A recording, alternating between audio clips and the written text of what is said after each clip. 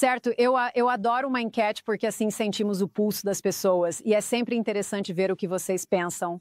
E quando se trata de Joe Biden e seu declínio cognitivo, 7 em cada 10 dizem que isso já era evidente antes, mesmo antes daquele debate desastroso. Então, a Fox News fez uma pesquisa com as pessoas e a pergunta foi: a Casa Branca de Biden foi honesta e transparente? 68% disseram que não, apenas 29% disseram que sim.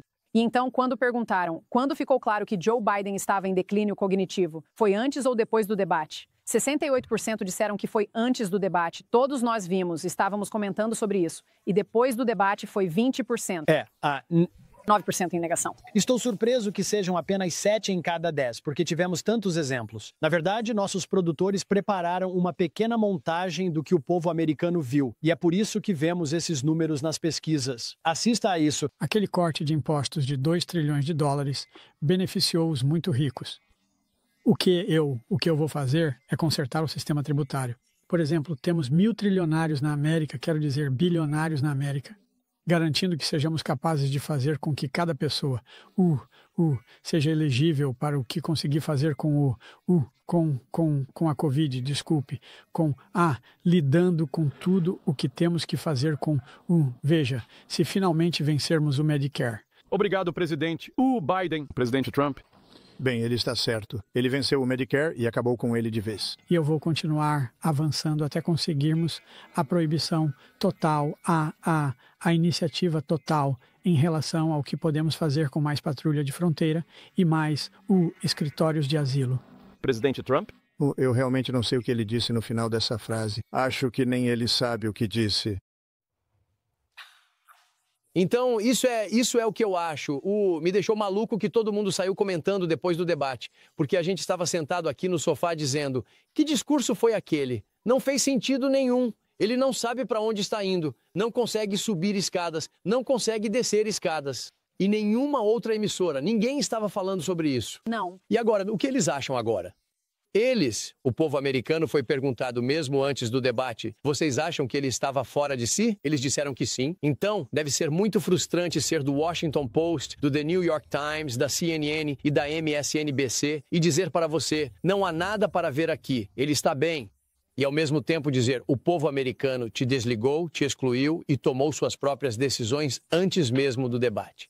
E olha, eu já trabalhei como repórter substituto na Casa Branca. Você está naquela sala de imprensa da Casa Branca e eu tenho tanta admiração e elogios para meus colegas, Peter Doocy, Jackie Heinrich. E quanto ao resto? Pergunta. E quanto ao resto? E o resto só faz zombar de você.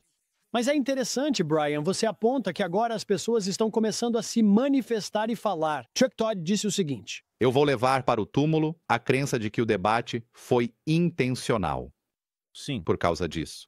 Sim. Anita Dunn e Janelle Malley Dillon vão negar isso até ficarem roxas. Elas sabiam quando a nomeação iria acontecer. Sim. E elas sabiam que precisavam lidar com isso tendo uma oportunidade de fazer uma mudança, se fosse necessário. Então, ele está sugerindo que o círculo íntimo de Joe Biden fez isso de propósito para tirá-lo da corrida e para que todos pudéssemos ver seu declínio, que isso fosse exposto. Mas quando você assiste aquele trecho, quero dizer, todos nós vivemos aquilo, vivemos como país, mas ao assistir de novo, fico pensando como o círculo íntimo dele achou que ele poderia servir mais 4 anos. Ele nem conseguia falar, ele não sabia do que estava falando. Quero dizer, parte o coração assistir alguém envelhecer e passar por isso.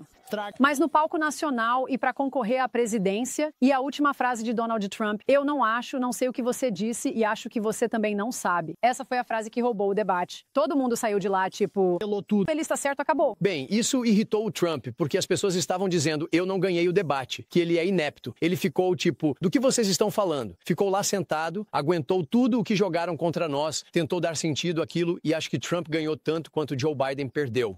Mas aqui está uma coisa. Eu ainda não tenho nenhuma prova disso. E talvez o Jake Tapper tenha, mas não fazia sentido ter um debate em junho. Não fazia sentido porque Trump, em maio, estava em julgamento. Nós não tínhamos convenções até julho. Foi o mais cedo. História. Sim.